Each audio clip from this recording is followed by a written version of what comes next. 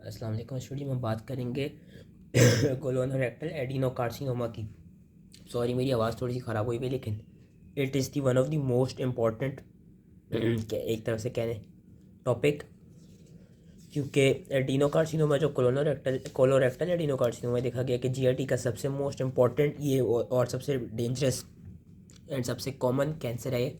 और आजकल इसका राइस काफ़ी ज़्यादा हो रहा है और इसका राइस काफ़ी ज़्यादा इसलिए हो रहा है क्योंकि इसके मेन जो रिस्क फैक्टर है that are your dietary factors. हमारे ये देखे गए कि आजकल हमारी जिस तरह की डाइट हो गई है, हम बाहर का खाना ज़्यादा खाने लगे हैं। हमने फ्रूट्स और वेजिटेबल्स वगैरह चीज़ें जो हेल्दी चीज़ें होती हैं खाना छोड़ दी हैं। Refined carbohydrates, fats, dairy products, ये चीज़ हम ज़्यादा खाने लगे तो जो रिस्क फैक्टर है, main risk factor that are your dietary factors के low intake of unabsorbed vegetable fibers and high intake of refined carbohydrates and fat. These all lead to colorectal carcinoma, क्योंकि देखा गया if there is reduced fiber content it will lead to decreased stool bulk and altered composition of the intestinal microbiota, which will eventually increase the synthesis of potentially toxic oxidative byproducts of bacterial metabolism.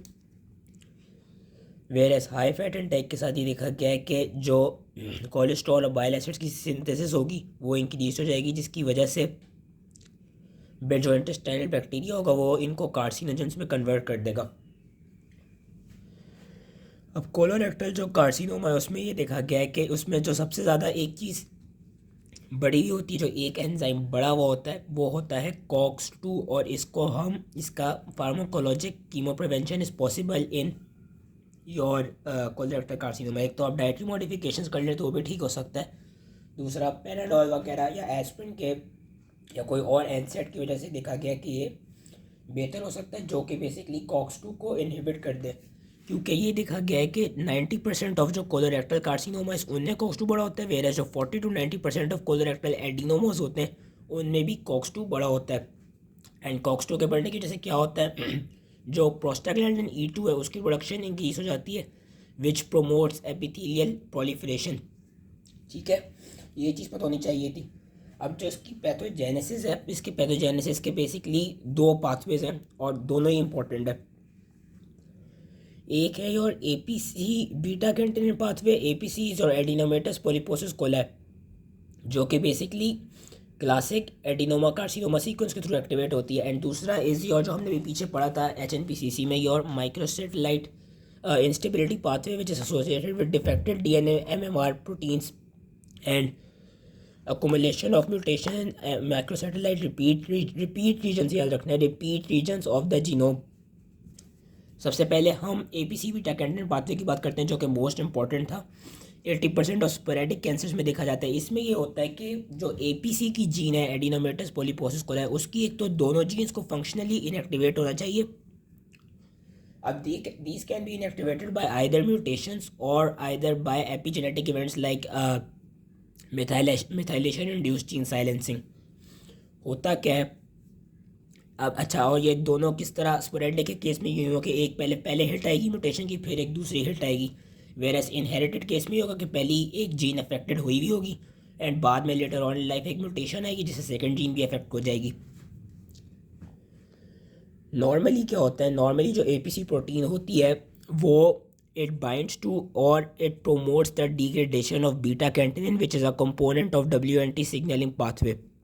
जब APC ही चली जाएगी, APC का loss हो जाएगा, तो उसकी वजह से क्या होता है जो बीटा कैंटिनिन होता है वो डिग्रेड हो नहीं पाता, वो अकुमुलेट करते रहते हैं। And as a result this beta catenin it translocates to the nucleus और यहाँ पे जाके it forms a complex with DNA binding factor known as TCF और activates the transcription of genes जिसमें MYC और साइक्लिन D1 आ जाते हैं विच प्रोमोट्स प्रोलिफरेशन।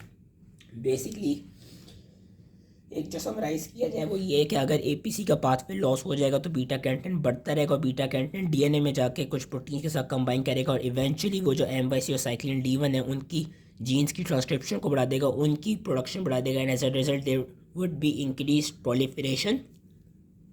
और later on in colorectal carcinoma, later on in disease ये देखा गया है जब इस पाथवे के थ्रू हो रहा हो कोलोरेक्टल कार्सिनोमा, आगे जाके फिर there is mutation in KRAS which promotes growth and also prevents apoptosis and depending upon the size of adenoma, अगर तो एडिनोमा का जो डायमीटर है वो लेस देन 1 सेंटीमीटर है तो there is a less than 10% chance के KRAS में म्यूटेशन आई।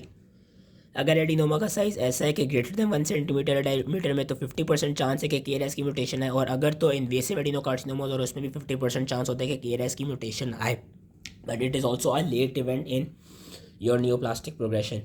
कार्सिनोजेनेसिस भी अगेन लेट इवेंट देखा जाता है। इसमें क्या होता है कार्सिनोजेनेसिस के केस में कि there is mutation in tumour suppressor jeans.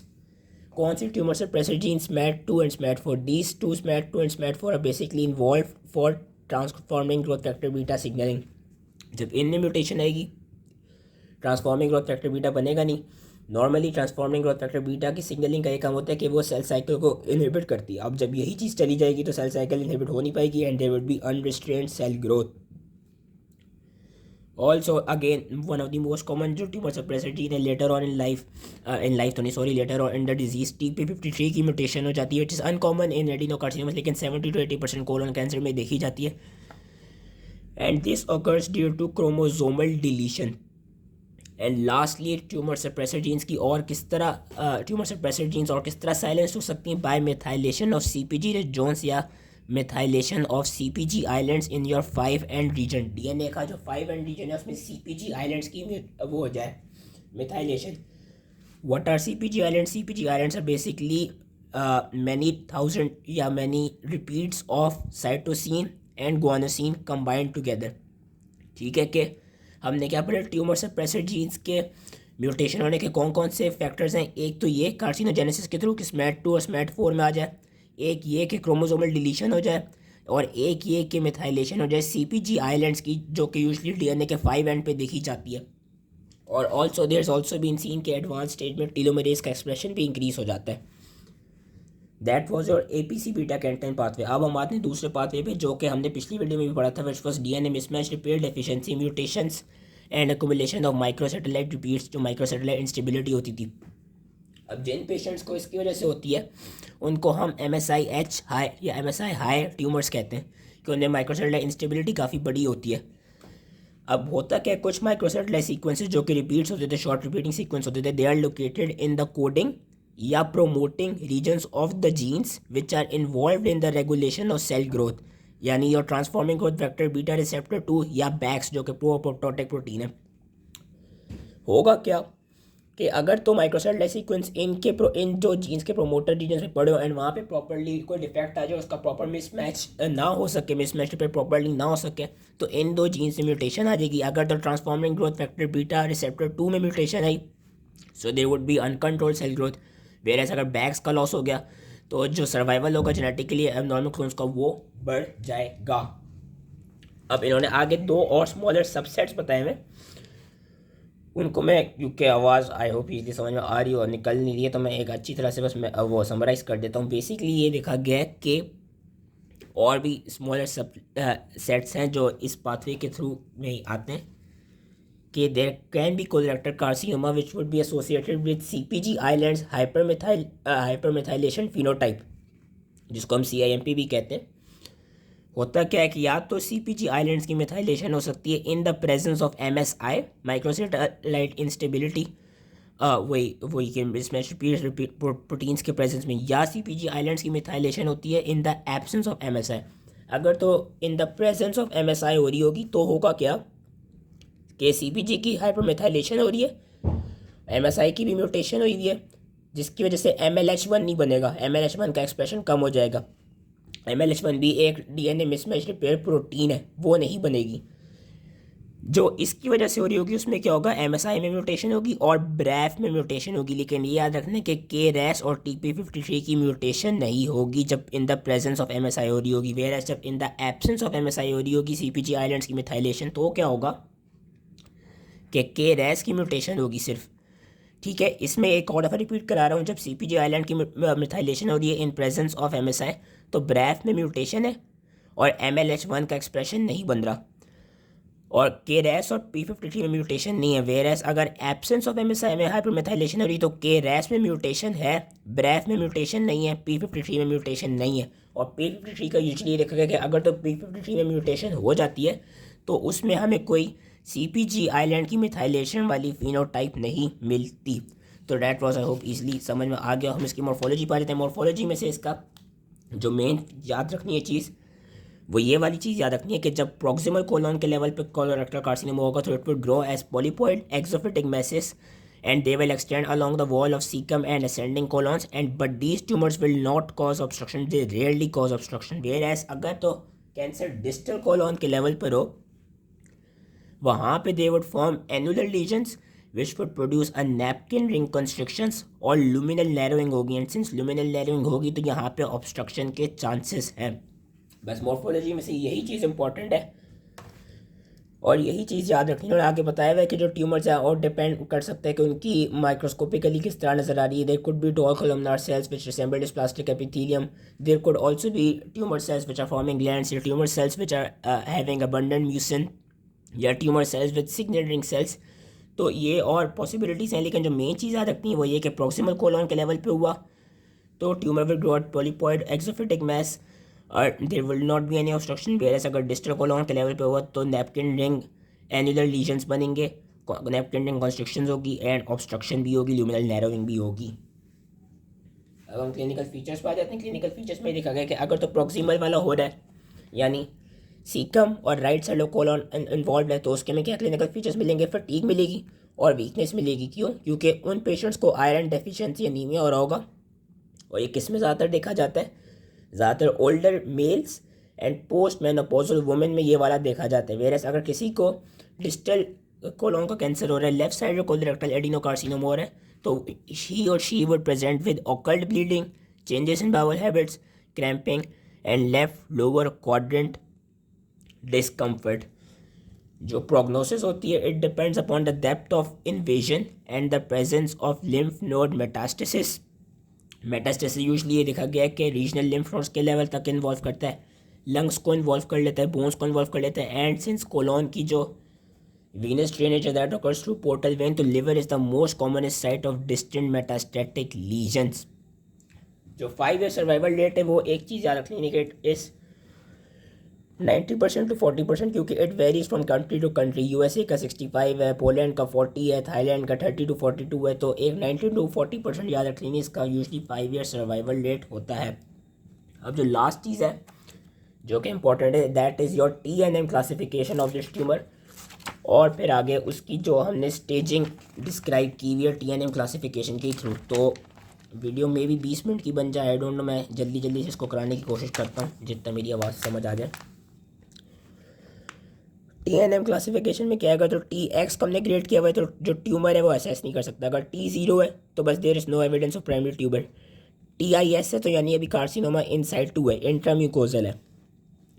T1 है तो ट्यूमर सब म्यूकोसा तक चला गया। T2 है तो मस्कुलरिस प्रोप्रिया तक चला गया। T3 है तो मस्कुलरिस प्रोप्रिया से बियॉन्ड इन्वेड कर चुका है पेरी कोलोरेक्टल टिश्यू तक। और अगर T4 है तो हमने T4 को फर्दर T4A और B में डिवाइड किया हुआ है। इफ़ इट इज़ T4A तो यानी जो ट्यूमर है it has invaded visceral peritoneum, and if it's T4B तो the tumour has directly invaded और adhered to the adjacent organs और द स्ट्रक्चर्स। अगर आपसे 4A और 4B नहीं याद होते तो आपसे नॉर्मल T4 याद रख सकते हैं कि दोनों विस्टल पेरिटोनियम और जो एडजेसेंट ऑर्गन स्ट्रक्चर्स हैं वो इन्वॉल्व हो रहे हैं। अब हम आते हैं लिम्फ नोड्स पे। NX कोई एसेस नहीं हो पा रही लिम्फ नोड्स, N0 में there are no lymph nodes involve. N1 को अगेन N1A-B-C में डिवाइड किया हुआ है, N2 को 2A 2B में। 1A है तो सिर्फ एक रीजनल लिम्फ नोड इन्वॉल्व है, B है तो 2 से 3 रीजनल लिम्फ नोड इन्वॉल्व है, C है तो जो ट्यूमर के डिपॉजिट्स हैं वो सबसे रोज़ा या पेरिकोलिक टिश्यू के लेवल तक चले गए लेकिन कोई रीजनल लिम्फ नोड्स नहीं इन्वॉल्व हैं। ठीक है, ये चीज़ याद रखनी है कि इसमें A में 1 इन्वॉल्व, B में 2 to 3 इन्वॉल्व, C में रीजनल लिम्फ नोड्स नहीं इन्वॉल्व होंगे लेकिन जो सबसे रोज़ा होगा वहाँ पे ट्यूमर के डिपॉजिट मिलेंगे, या पेरिकोलिक पेरीरेक्टल सॉफ्ट टिश्यू पे ट्यूमर के डिपॉजिट मिलेंगे। N2 में N2A में 4 to 6 regional lymph nodes and B में 7 या मोर देन 7। मेटास्टेसिस का ये M0 में कोई नहीं है और M1 को अगेन ABC में डिवाइड किया हुआ है। A का मतलब है कि यानी वन साइड या वन साइड ऑफ ऑर्गन पे मेटास्टेसिस है पर no peritoneal metastasis, without peritoneal. B का भी है कि 2 और more sides of organ but no peritoneal metastasis. C का क्या है कि C में जो पेरिटोनियल सरफेस है वो इन्वॉल्व हो गई, उसका मेटास्टेसिस हो गया। अब that could be with organ metastasis और विदाउट ऑर्गन मेटास्टेसिस। अल्लाह, अब हम इसकी आ जाते हैं स्टेजिंग पे। ये चीज़ भी इम्पोर्टेंट है, इसका मैं याद करने का आसान तरीका समझा देता हूँ। मेन आपने स्टेजिंग 3 को याद करना होगा, स्टेज 0 से लेकर 2C तक, और 4 बहुत आसान है। याद रखना है कि जब भी मेटास्टेसिस आ गया बस समझ जाओ कि स्टेज 4 हो जाएगी। अब वो डिपेंड कर मेटास्टेसिस कैसे है। अगर तो एक ऑर्गन इन्वॉल्व है तो 4A है, दो इन्वॉल्व है या दो साइड्स इन्वॉल्व है तो 4B है, पेरिटोनियल सरफेस इन्वॉल्व हो गई है तो 4C है। ठीक है, जब भी मेटास्टेसिस आ गया टाइप स्टेजिंग 4 ही होगी। अब वो डिपेंड कर लेना कि किस तरह का मेटास्टेसिस है। और 0 में क्या होगा, टिश्यू इनसाइड 2 होगा, बाकी लिम्फ नोड्स वगैरह इन्वॉल्व नहीं होंगे। याद रखना है कि लिम्फ नोड्स कब आके इन्वॉल्व होते हैं, स्टेज 3A के लेवल तक। तो स्टेज 3A से पहले अगर तो हमें लिम्फ नोड्स नहीं मिल रहे हो, मेटासिस नहीं मिल रहे हो, बस समझ जाने कि 0 से लेकर 2C तक है। अब अगर इनसाइड 2 है तो 0 है। सब म्यूकोजा या मस्कुलर प्रोप्रिया तक इन्वॉल्व है 1 है। मस्कुलर प्रोप्रिया से बियॉन्ड पेरिकोलोरेक्टल टिश्यू तक इन्वॉल्व है 3 है, विच इज़ टाइप 2A है। 2B में क्या है कि वो विस्टल पेरिटोनियम इन्वॉल्व हो गया है, और 2C में क्या है कि वो जो एडहेरेंट स्ट्रक्चर्स हैं ऑर्गन्स हैं उनको जाके वही एडहेर कर चुका है। 3 का हमने ज़रा याद रखना होगा, तो 3 का मैं इस तरह समझा नहीं सकता। 3 का ये है कि थोड़ा रट्टा टाइप मार लें, रट्टा टाइप ना भी मार लें, तो बस ये पता होना चाहिए कि अगर उसका मैं किस तरह ही समझाऊँ, उसका बेसिकली यही कि लिम्फ नोड्स बस आ गए, एंड देन हमने ये थोड़ा एक तरफ से याद करना होगा कि T1 के साथ N2 तक 3A है, वेरस N2B जब आ जाए, या T2 T3 के साथ 2A हो तो 3B है, और T4 आ जाए तो 4 के लेवल पे 3C होगा, 4 और 3 के लेवल पे 3C होगा with the involvement of lymph nodes. 1 से 3 के लेवल पे 3B होगा with the involvement of lymph nodes, और अगर सिर्फ 1 हो या 1 to 2 हो तो 3A होगा with involvement of lymph nodes. So I hope easily समझ में आ गया। I am sorry that was the most important topic, और आवाज़ मेरी ऐसी हो गई थी, पर आई होप ईजिली समझ में आ गया, और थैंक यू।